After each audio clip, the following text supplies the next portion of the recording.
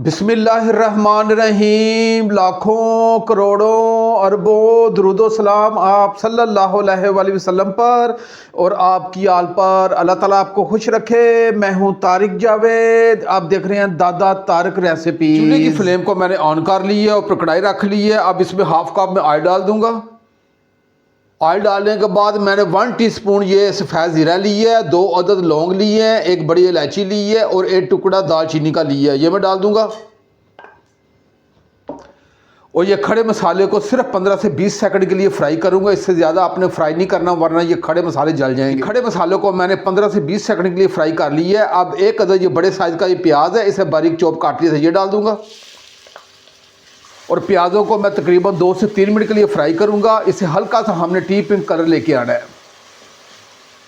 ये प्याज़ों को मैंने 2 से 3 मिनट के लिए फ्राई कर ली है और ये बेहतरीन हमारे प्याज टी पिंक हो चुके हैं। अब इसमें 2 टेबलस्पून अदरक लहसुन का पेस्ट है, ये डाल दूंगा। अदरक लहसुन के पेस्ट को अच्छे तरीके से मिक्स करूंगा और इसे मैं 2 मिनट के लिए फ्राई करूंगा ताकि अदरक लहसुन का जो कच्चापन है ये ख़त्म हो जाए। जी अदरक लहसुन को मैंने 2 मिनट के लिए फ्राई कर ली है और अदरक लहसुन का जो कच्चापन था वो ख़त्म हो चुका है। अब मैंने 2 अदद ये मीडियम साइज़ के ये टमाटर लिए हैं और 3 अदद मैंने हरी मिर्चें ली हैं। इनका मैंने बारीक पेस्ट बना लिया है, ये डाल दूंगा और टमाटर और हरी मिर्च को अच्छे तरीके से मिक्स करूंगा और 1 मिनट के लिए फ्राई करूंगा ताकि टमाटरों को जो कच्चापन है ये ख़त्म हो जाए। आज आपने मेरे तरीके से ये मटर के कोफ्ते बनाने हैं और मुझे यकीन है कि आज से पहले आपने कभी भी मटर के कोफ्ते अपने घर में नहीं बनाए होंगे। जी हरी मिर्च और टमाटर को मैंने 1 से 1.5 मिनट के लिए फ्राई कर लिया है। अब इसमें जो मसाले जाएंगे वो आपने नोट कर लेने हैं। मैंने 1 टीस्पून ये लाल मिर्च ली है और हाफ़ टी स्पून मैंने ये हल्दी ली है और हाफ़ टी स्पून मैंने ज़ीरा पाउडर लिया है और हाफ़ टी स्पून मैंने खुशक धनिया लिया है और हाफ़ टी स्पून मैंने नमक लिया है। नमक आप अपने जायके के हिसाब से कम ज़्यादा कर सकते हैं, ये डाल दूँगा और ये मसाले डाल के मैं अच्छे तरीके से मिक्स करूँगा। जी मैंने मसाले डाल के अच्छे तरीके से मिक्स कर दिया है। अब इसमें आधे गिलास से थोड़ा सा कम ये पानी डाल दूंगा और पानी डालने के बाद इसे अच्छे तरीके से मैं मिक्स करूंगा और मिक्स करने के बाद इसे ढाँप के 5 मिनट के लिए रखूंगा ताकि हमारा तमाम मसाला ये एकजान हो जाए।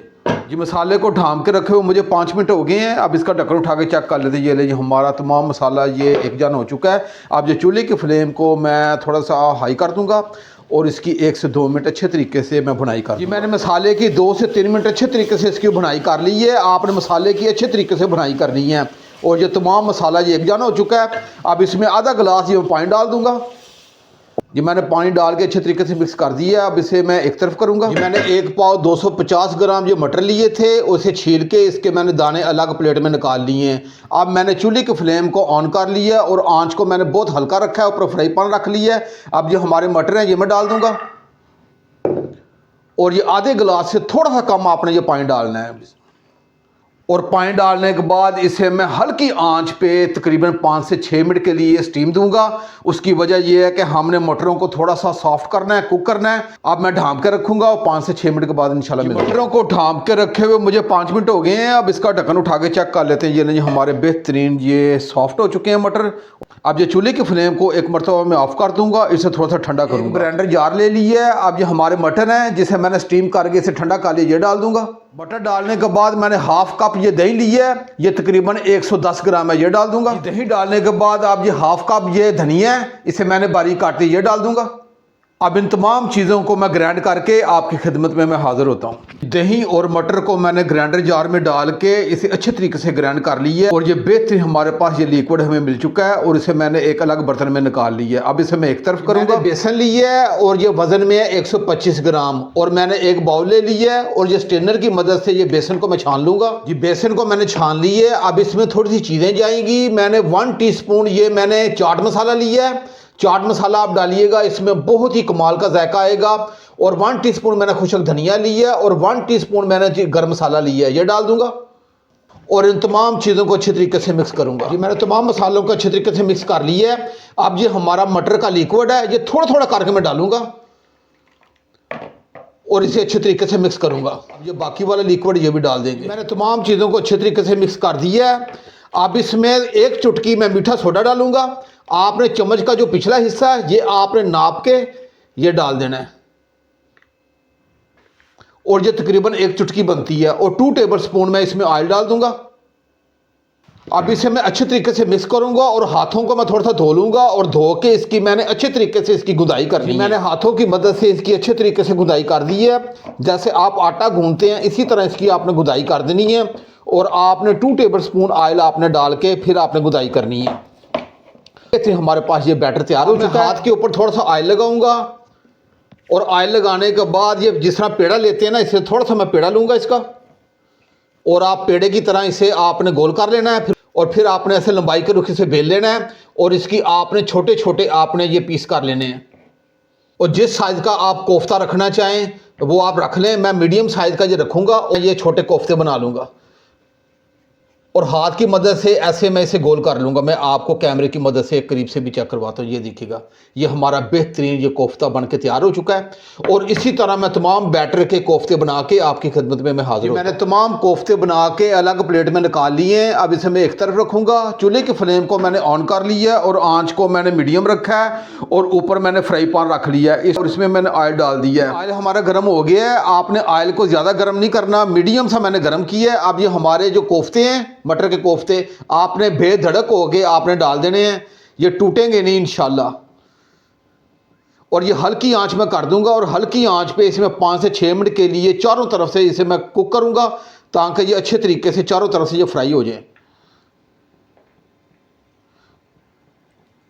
मैंने तमाम कोफ्ते डाल दिए हैं और अब इसे मैं हल्की आंच कर दी है और इसे 5 से 6 मिनट के लिए कुक करूंगा। आंच में मुझे पकाते हुए तकरीबन 1.5 मिनट हो गया है। अब इसे थोड़ा सा पलट देंगे। मैं साथ साथ आपको इसलिए चेक करवा रहा हूं कि जब ये रेसिपी आपकी बने तो आपकी रेसिपी इसी तरह बने जैसे ये मैं बना रहा हूं। जी मैंने तमाम कोफ्तों को तकरीबन 5 से 6 मिनट हल्की आंच पे इसे पका लिया है और ये बेहतरीन हमारे जो कोफ्ते तैयार हो गए हैं। मैं आपको प्लेट पे निकाल के भी चेक करवाता हूँ। ये देखिएगा कैसा ज़बरदस्त किस्म का ये कोफ्ता हमारा तैयार हो चुका है। अब ये चूल्हे के फ्लेम को मैं ऑफ़ कर दूंगा और उन तमाम कोफ्तों को अलग प्लेट में निकाल लूँगा। मैंने तमाम कोफ्तों को फ्राई करके एक अलग प्लेट में निकाल लिया और बिल्कुल करीब से आपको चेक करवा रहा हूँ। ये देखिएगा बेहतरीन हमारा ये कोफ्ते फ्राई हो चुके हैं। अब इसे मैं एक चूल्हे के ऊपर मैंने वही कढ़ाई रख ली है जिसमें हमने मसाला तैयार किया था। ये हमारे मटर के कोफ्ते हैं, ये मैं इसमें डाल दूँगा और डालने के बाद इसे मैं अच्छे तरीके से मिक्स करूंगा। आपने बेधड़क हो गए जो कोफ्ते डाल देने, ये कोफ्ते खुलेंगे नहीं। अब ये चूल्हे की फ्लेम को मैं थोड़ा सा हल्का कर दूंगा और इसे ढांप के सिर्फ 3 से 4 मिनट के लिए रखूंगा ताकि मसाले के जो फ्लेवर है इस कोफ्तों में आ जाए। ये मटर के कोफ्तों को ढांप के रखे हुए मुझे 3 मिनट हो गया। अब इसका ढक्कन उठा के चेक कर लेते हैं। ये नहीं, हमारे बेहतरीन ये कोफ्ते तैयार हो चुके हैं।